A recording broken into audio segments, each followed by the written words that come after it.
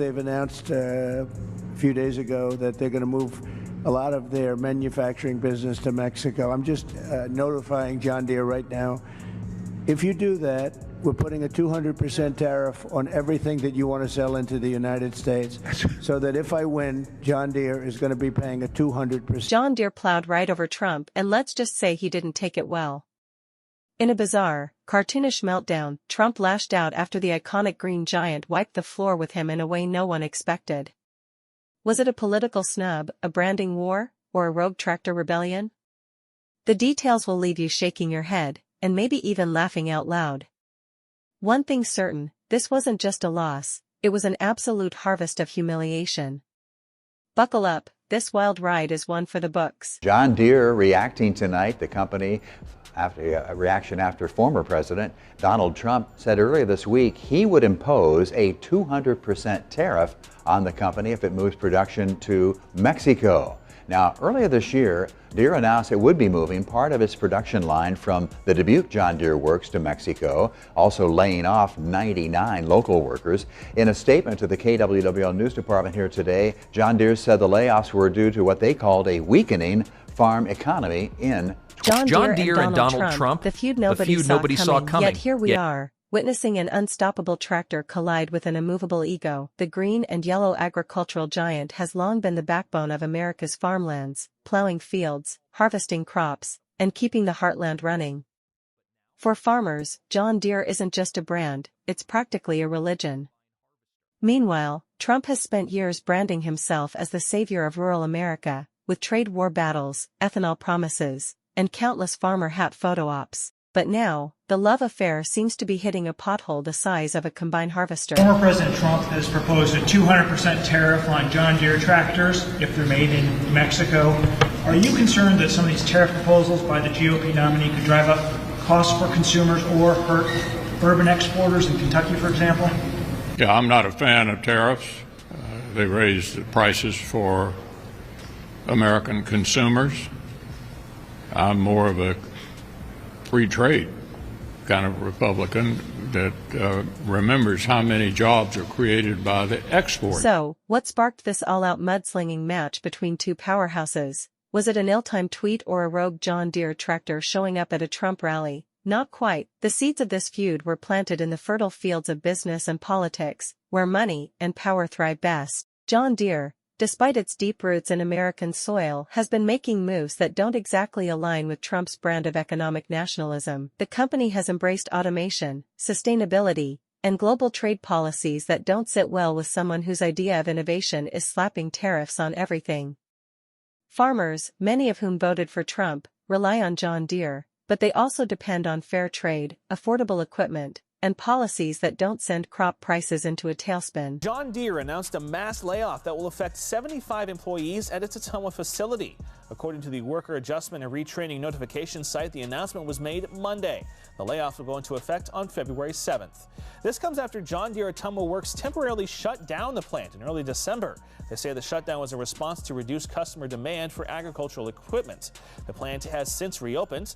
The company will be offering affected employees transition assistance, which may include severance packages. Then came the big moment, the spark that ignited the tractor-fueled firestorm. John Deere, in a move that sent shockwaves through conservative circles, took a business stance Trump simply couldn't ignore.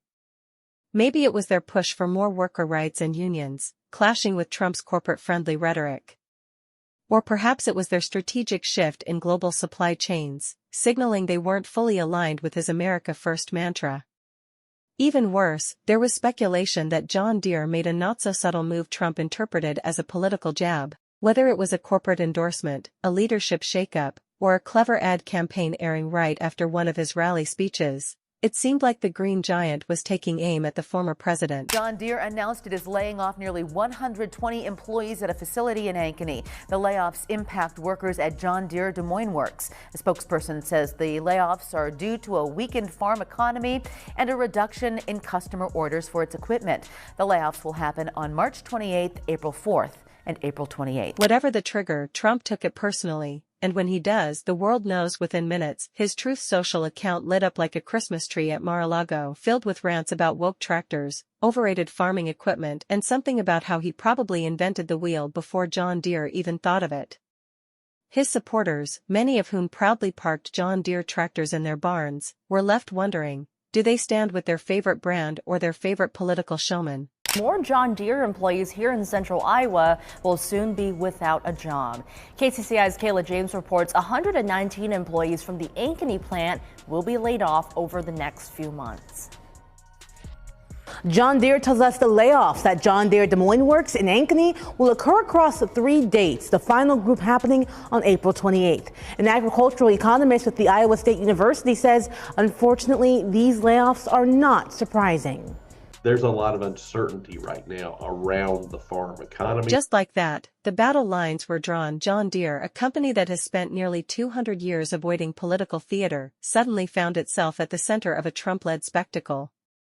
But unlike most of his targets, Deere wasn't budging. This wasn't just another feud, it was shaping up to be a full-blown harvest of humiliation. Then, like a perfectly tuned combine roaring to life at dawn, John Deere made its move, and it was a beauty. No press conference, no dramatic statement, just cold, hard business, the kind that cuts deep. Deere, the very symbol of American farming grit, decided it was done playing along with Trump's economic tantrums. Maybe it was their decision to expand production outside the U.S., subtly sidestepping Trump's loud America First fantasy.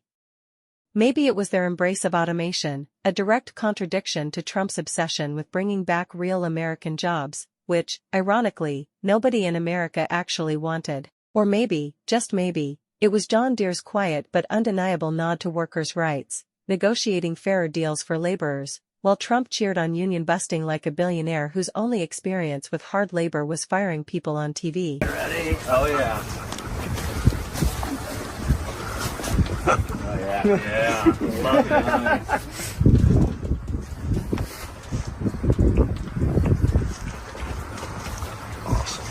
You think Biden can do that? I don't know. Whatever the exact trigger, the effect was instant.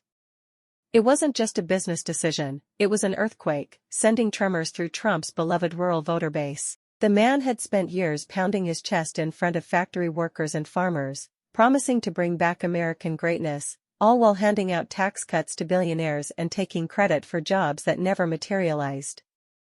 And here was John Deere, the real titan of middle America, essentially saying, yeah, no thanks. Cue the meltdown.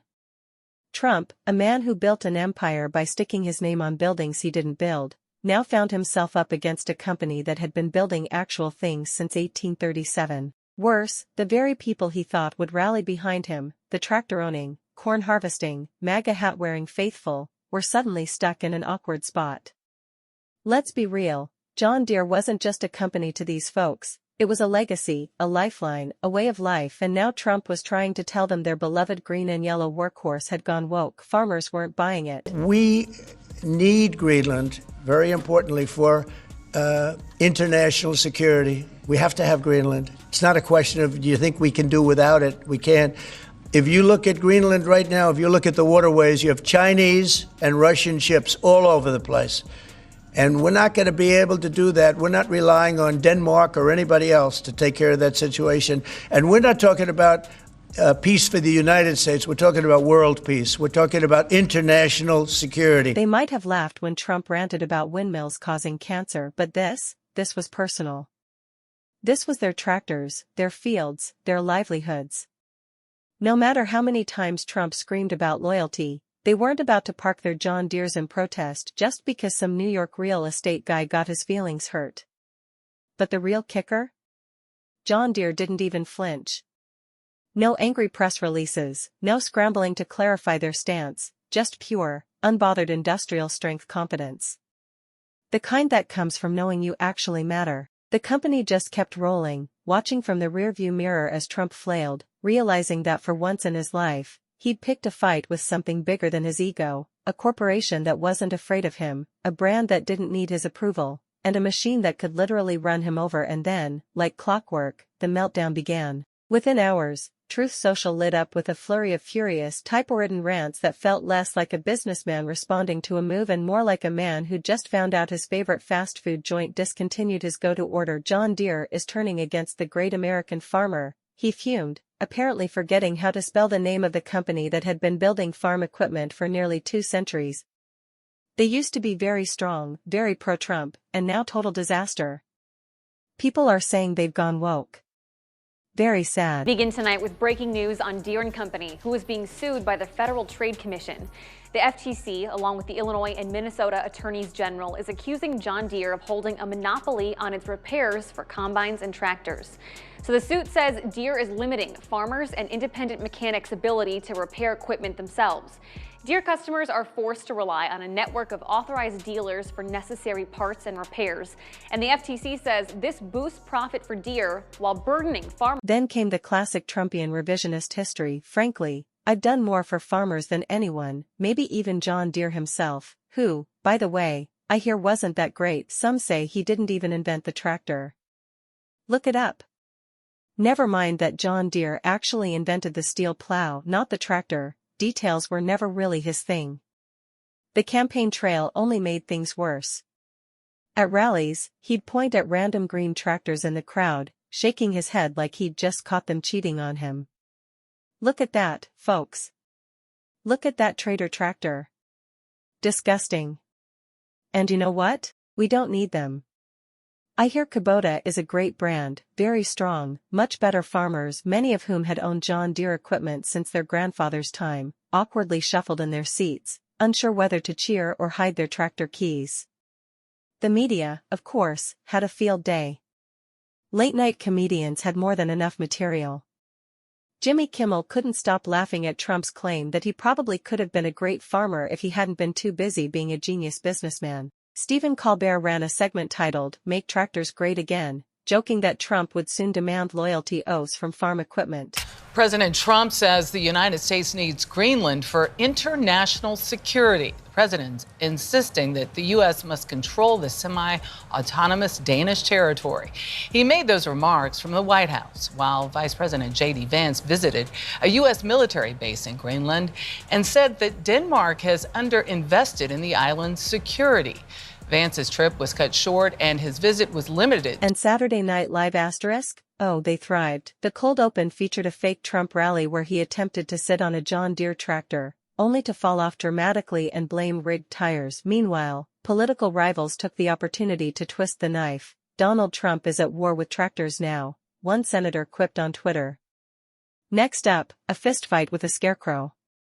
Even some Republicans quietly distanced themselves, not wanting to be dragged into what was objectively the dumbest political feud of the year. But Trump, he just kept going. At one point, he claimed John Deere tractors were overrated anyway because they didn't have gold trim and very beautiful, very classy interiors, like my buildings.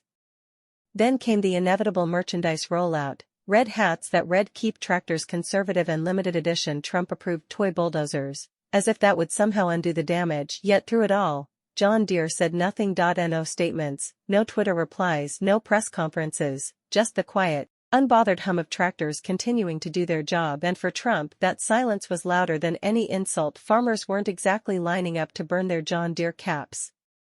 Sure, some of Trump's die-hard supporters grumbled, reposting his all-caps rants and vowing to never buy green again. But in the end, they had fields to plow, crops to harvest, and reality to face, none of which involved throwing a tantrum over a tractor brand. New on the current, Deere & Company reported a net income of $869 million for the first quarter today. That's about half of the earnings report in the first quarter last year. Deere says worldwide sales are down 30%, but despite the drop, the company's full-year forecast of $5 to $5.5 billion remains steady. That outlook was made before any of the Trump administration's new tariffs on Mexico, where Deere has some facilities. Despite better than expected earnings, Deere stock fell about 2% today. Because here's the thing, John Deere wasn't just some corporate name slapped on overpriced golf resorts. It was essential. Farmers relied on those machines to keep their livelihoods running, and no amount of Trump's furious name-calling was going to make them trade in their precision farming equipment for an off-brand alternative just to soothe his ego. When the dust settled, the numbers told the real story. While Trump still held sway over much of the rural vote, polling showed a growing number of farmers weren't buying his outrage. Some even admitted, albeit quietly, that John Deere's recent moves, whether expanding manufacturing, improving supply chains, or cautiously backing workers' rights, actually helped them. The economic data didn't lie. Deere's investments were stabilizing the industry, while Trump's tariff wars and trade battles had done little more than put farmers in financial chokeholds.